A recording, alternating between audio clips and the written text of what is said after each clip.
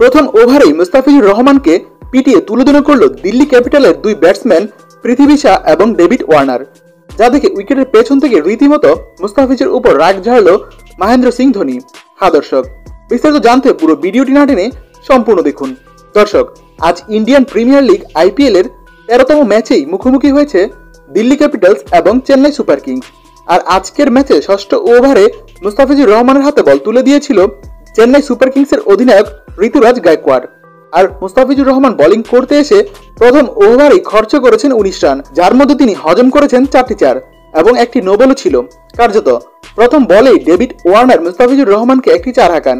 এরপর নো বলে সিঙ্গেল নিয়ে পৃথ্বী শাকে স্ট্রাইকে পাঠায়।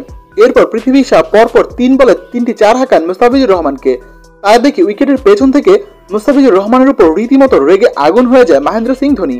মহেন্দ্র সিং ধোনি মুস্তাফিজুর রহমানকে যে লাইনে বোলিং করার জন্য বলছিল, আসলে মুস্তাফিজুর রহমান সেই লাইনে বোলিং করতে পারছিল না, যে কারণে হয়তো মুস্তাফিজুর রহমানের উপর চটে গিয়েছিল মহেন্দ্র সিং ধোনি।